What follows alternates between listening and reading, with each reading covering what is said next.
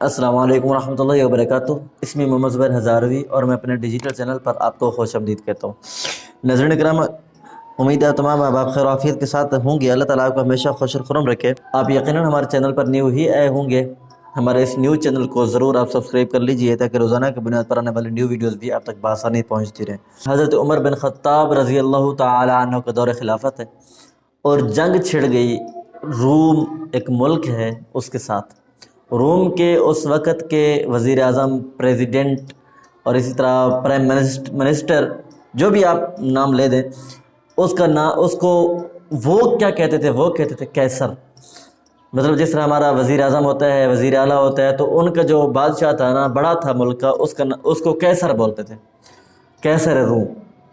اور جب قیصر روم کے ساتھ جنگ چھڑ گئی تو حضرت عمر بن خطاب رضی اللہ تعالی عنہ نے صحابہ کرام رضوان اللہ تعالی علیہم اجمعین کا ایک دستہ ان کی طرف بھیجا۔ ان کے ساتھ جنگ چلتی رہی اور قیصر روم نے دیکھا کہ مسلمان اتنی ثابت قدمی کے ساتھ، دل جمی کے ساتھ اور بہادری کے ساتھ جنگ لڑ رہے ہیں، آخر اس میں کیا ماجرا کیا ہے، مسئلہ کیا ہے؟ آخر انہوں نے حکم دیا کہ بھئی جو قیدی گرفتار ہیں نا، ان میں سے کسی قیدی کو بلائیں۔ تو ان میں حضرت عبداللہ بن حذافہ بن قیس السہمی رضی اللہ تعالی عنہ بھی موجود تھے۔ حضرت عبداللہ بن حذافہ رضی اللہ تعالی عنہ کے ساتھ قیصر روم کا کیا مکالمہ ہوا، اور ان کے اس مکالمے کو دیکھ کر قیصر روم کتنا بڑا متعجب ہوا، حیرت زدہ رہ گیا۔ وہ مکالمہ میں آپ کے ساتھ شیئر کرتا ہوں۔ قیصر روم نے جس وقت حضرت عبداللہ بن حذافہ کو اپنے پاس بلایا اور کہا کہ آپ ایسے کریں، نصرانیت کو قبول کر لیں، میں آپ کو آزاد کر دوں گا۔ تو حضرت عبداللہ بن حذافہ نے دو ٹوک الفاظ میں کہہ دیا کہ بھئی میں قبول نہیں کرتا۔ تو اس قیصر روم نے ایک اور پیشکش کی کہ تو نصرانیت قبول کر لے، میں تجھے مال دولت جتنا بھی تو چاہے گا تجھے دے دوں گا۔ حضرت عبداللہ بن حذافہ نے کہا کہ مجھے مال دولت کی کوئی ضرورت نہیں ہے۔ اس نے کہا کہ اگر تو نصرانیت قبول کرتا ہے تو میں تجھے آدھی بادشاہی، آدھی سلطنت دے دیتا ہوں۔ حضرت عبداللہ بن حذافہ نے کہا کہ جی مجھے کوئی ضرورت نہیں ہے۔ اس نے کہا کہ اگر تو نصرانیت قبول کرتا ہے تو میں تجھے اپنی بادشاہت میں شریک کر لیتا ہوں۔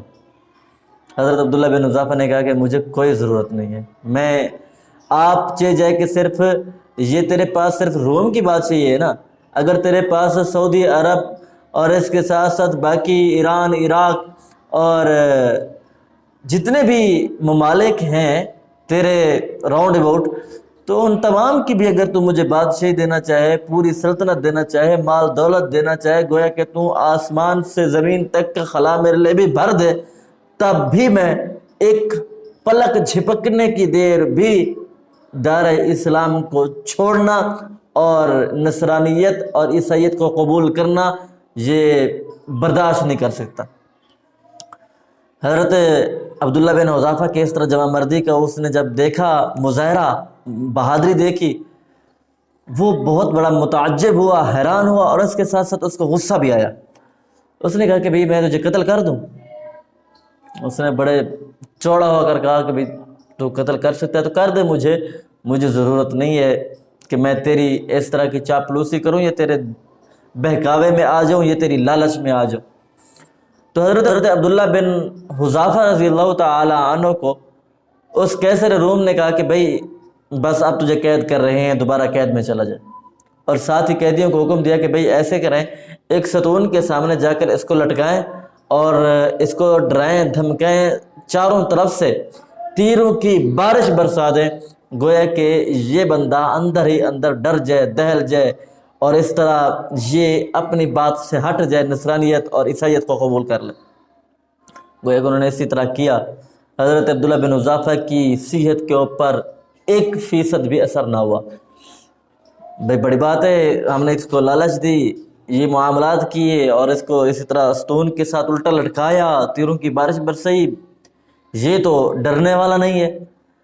اور اس نے مزید چال چلی، اس نے کہا کہ بھئی اب یہ باز نہیں آتا، اب ایسا کرو اس کو جیل خانے میں بند کر دو، اس کا کھانا پینا اس تک نہ پہنچاؤ، کھانا پینا بھی بند کر دو۔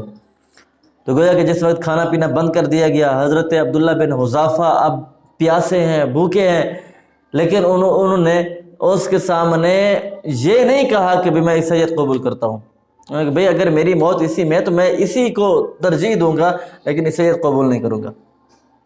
دیکھا کہ بھئی بہت بھوک لگی ہوئی ہے، جس وقت قیصر روم نے دیکھا تو اس نے یہ کیا کہ خنزیر کا گوشت اور شراب اس کے سامنے جا کر رکھ دی۔ تو حضرت عبداللہ بن حذافہ رضی اللہ تعالی عنہ نے دیکھا کہ بھئی حالت اضطراب ہے، مشکل حالات ہیں، یہ میرے لیے جائز تو ہے، اگر میں کھا لوں شراب پی لوں میرے لیے جائز تو ہے، قوت لا یموت اتنا تو میرے لیے جائز ہے، لیکن میں کافر کو خوش کرنے کی خاطر یہ کام بھی نہیں کرتا۔ میں اس جائز جزوی جو میرے لیے جزوی طور پر جو چیز جائز ہوئی ہے میں اس کو بھی اپنے لیے حرام سمجھتا ہوں، میں کافر کی خوشنودی کے لیے یہ کام اپنے لیے جائز ہی نہیں سمجھتا۔ گویا کہ وہ نہ اس نے شراب پی، نہ اس نے خنزیر کا گوشت کھایا، اور اس نے قیصر روم نے مزید اس کے اوپر ایک وار کھیلا، اس کے لیے مزید کھانے بنوائے، لذیذ کھانے، بڑا وسیع طرز عمل کے ساتھ۔ جب ان کے لیے کھانے بن گئے تو کھانے بھی ان کے ساتھ لگوا دیے، اور اس کے ساتھ ساتھ انہوں نے ایک خوبصورت لڑکی کو بھی حضرت عبداللہ بن حذافہ کے کمرے میں داخل کر دیا، تاکہ یہ لڑکی جائے گی ان کو چھیڑے گی اور اس طرح فحاشی کا مظاہرہ کرے گی اور فحاشی کی طرف اس کو آمادہ کرے گی، تو اس سے ہمیں بھی موقع مل جائے گا۔ جس وقت وہ لڑکی ان کے کمرے میں داخل کر دی گئی تو وہ اپنی پوری کوشش کر رہی ہے اپنی طرف میل کرنے میں، معاملات جو بھی اس کی ایک فحاشی کو ظاہر کرنے میں، بے حیائی پھیلانے میں۔ حضرت عبداللہ بن حذافہ اس کی طرف ٹس سے مس ہی نہ ہوا۔ آخر وہ لڑکی آ کر غصے ہو گئی، بھئی آپ نے مجھے کس انسان کے ساتھ جا کر مجھے بٹھایا ہے، یہ پتہ نہیں انسان ہے کوئی پتھر ہے کیا ہے، میں نے اس کے ساتھ اتنا بڑا حربہ کیا، یہ تو ہلا ہی نہیں ہے اپنی جگہ سے، یہ کیا مسئلہ۔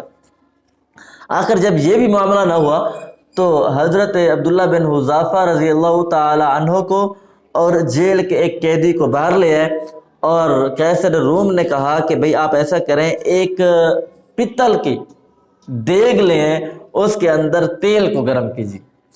تو پتل کی دیگ کے اندر جب تیل گرم کر دیا گیا تو وہاں پر بالکل وہ ایسے جوش مار رہا ہے تیل، تو قیصر روم نے عبداللہ بن حذافہ کے سامنے ایک مسلمان جو قیدی تھا اس کو پکڑوایا اپنے نوکروں کے ذریعے اور اس دیگ میں ڈلوا دیا۔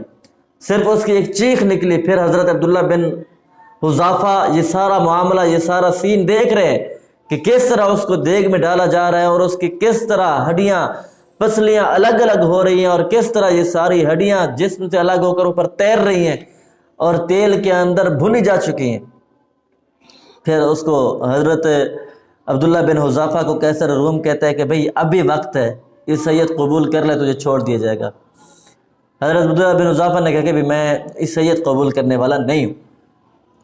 معاملات آگے بڑھے تو اس قیصر روم نے کہا کہ اب ایسا کریں، یہ جو دیگ ہے نا اس دیگ کو اٹھائیں اور عبداللہ بن حذافہ کے اوپر پلٹ دیں، اڈیل دیں۔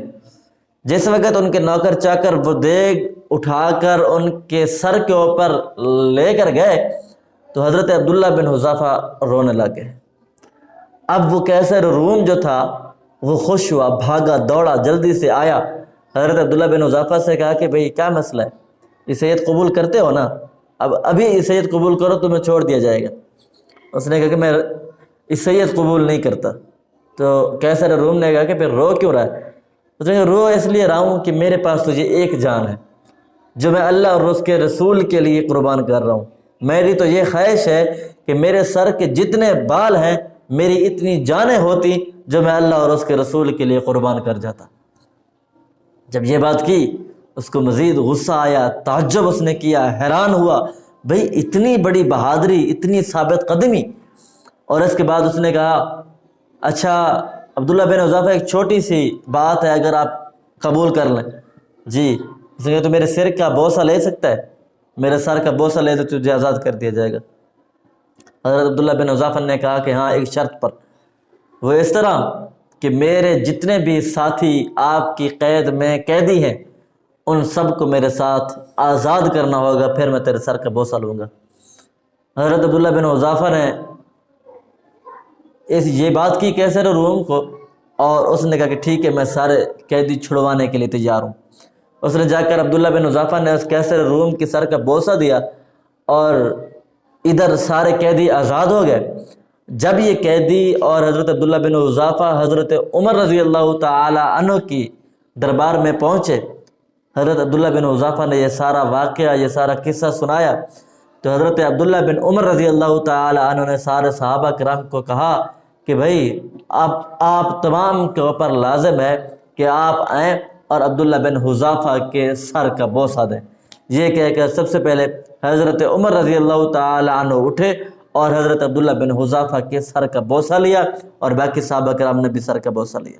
تو یہ سٹوری اور یہ واقعہ سنانے کا مطلب کیا تھا کہ بھئی جس وقت دین اسلام اور اسلام کی ترویج اور اشاعت کے لیے بندہ نکلتا ہے تو پھر مصیبتیں، تکلیفیں اور اس طرح آزمائشیں یقیناً آتی ہیں۔ ہمیں ان آزمائشوں سے ڈرنا نہیں چاہیے بلکہ ان آزمائشوں سے لڑنا چاہیے، اور اس طرح اپنے ارد گرد اپنی اولادوں، اپنے رشتہ داروں، اپنے ریلیٹیوز کو دین اسلام کی خاطر موٹیویٹ کرنا چاہیے اور دین اسلام کی طرف آنا چاہیے۔ جب دین اسلام کی طرف دین اسلام ہماری زندگی میں آ جائے گا تو پھر انشاءاللہ العزیز ہمارے لیے کامیابی بڑھے گی۔ تو یہ واقعہ صرف انٹرٹینمنٹ کی حد تک نہیں، معلومات اور اس کے ساتھ ساتھ موٹیویشن اس میں زیادہ ملحوظ تھی۔ ملاقات کرتے ہیں کسی اگلے ویڈیو میں، تب تک کے لیے اللہ حافظ والسلام علیکم ورحمۃ اللہ وبرکاتہ۔